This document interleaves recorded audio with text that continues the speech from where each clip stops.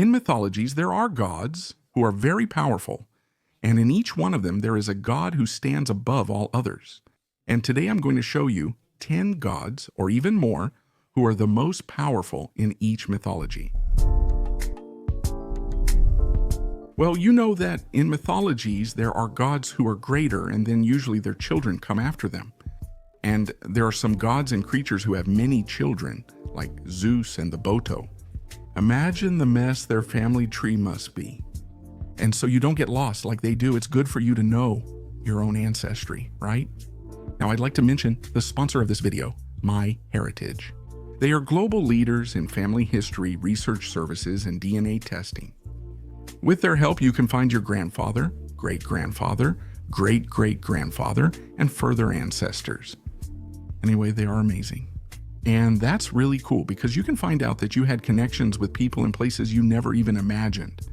You might be related to Boto or Zeus, you never know. If you are, you'll surely find out there.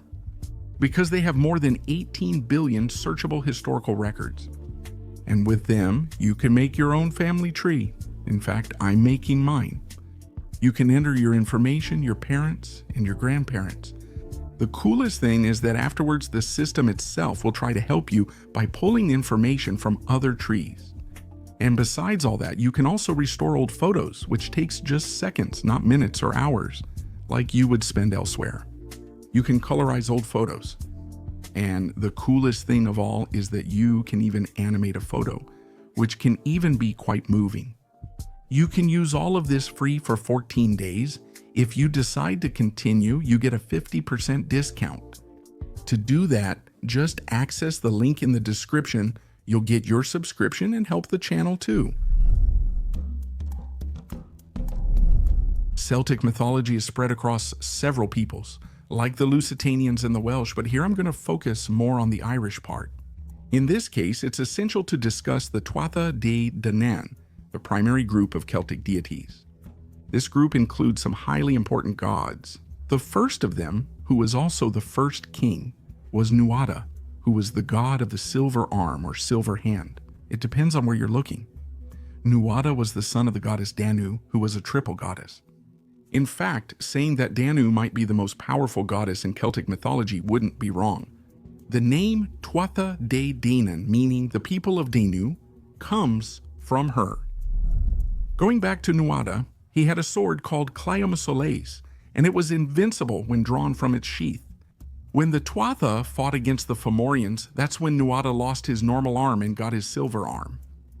But during the battle, another god appeared, who was Lugh, who was a god of battle, a god of light.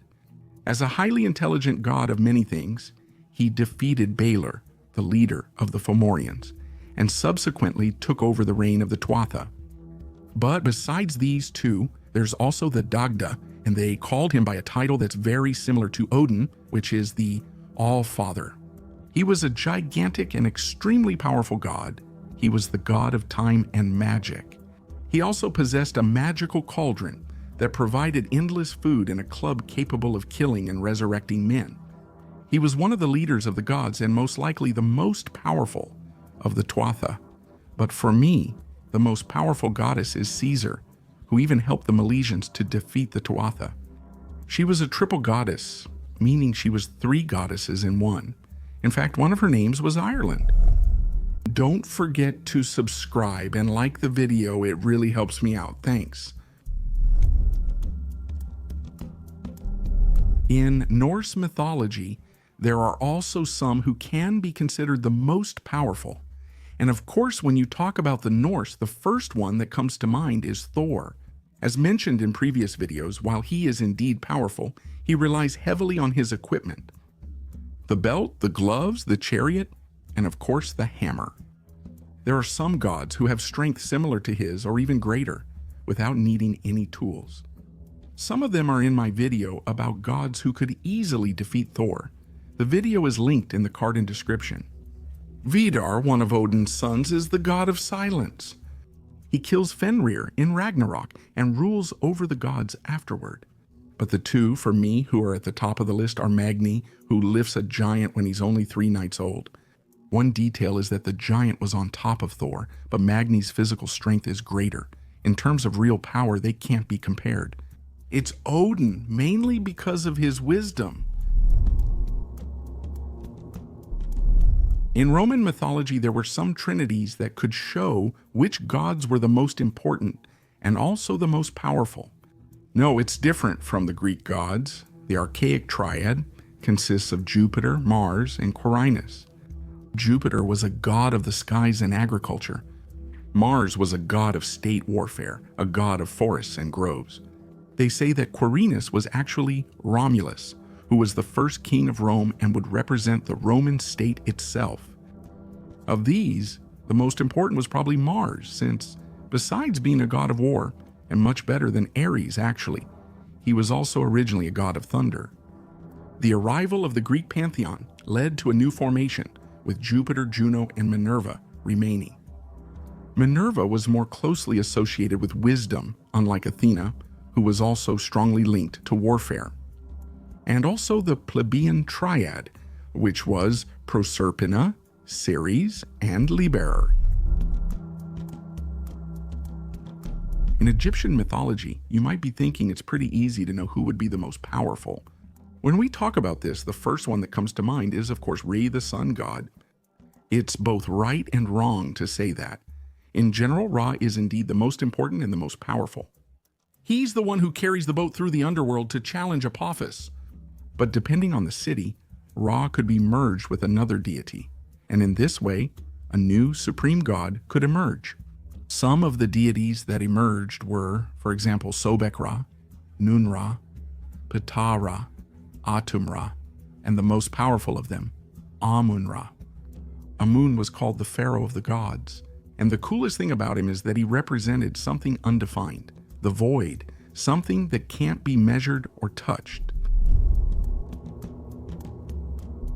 In Japanese mythology, two gods are often remembered when it comes to this subject, which are Izanami and Izanagi, the couple who were chosen to populate the earth. After Izanami died, Izanagi went after her. On his return while washing himself, three new gods appeared: Tsukuyomi, Susanoo, and Amaterasu. But none of the ones mentioned here is the most powerful in Japanese mythology.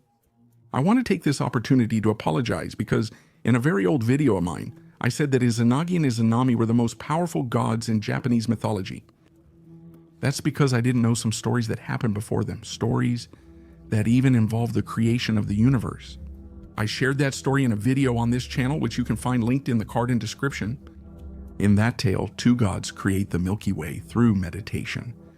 But for me, the most powerful ones are even older than those. And there are three: Amano Manika Nushi no Toto, Takami Mosubi no Toto, and Kamimon Subi no Toto. The three created the paradise of the gods, the sun, and the stars. We may face an issue here because most people already view Zeus as the most powerful figure in Greek mythology. In Orphism, which is the cult that followed the hymns of Orpheus, Zeus is really overpowered. There he swallows Phanes, the primordial god of creation. And that's an unbelievable feat, isn't it? But in the basic Greek mythology, like in Hesiod and Homer, that doesn't happen. Among the Olympians, he is the most powerful. When they try to overthrow him, he returns.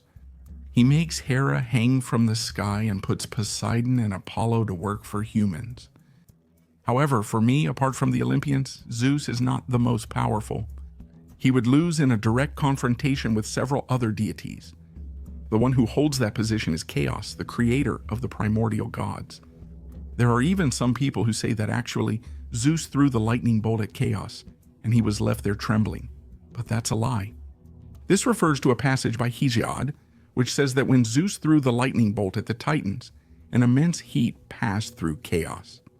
That just means that actually heat reached Chaos, because it was so gigantic that it could also be a place, just like Tartarus. So no, Zeus didn't hurt Chaos. Well, that was the video. I hope you enjoyed it. Rate the video by liking or disliking, subscribe, and comment a future video topic. Thanks.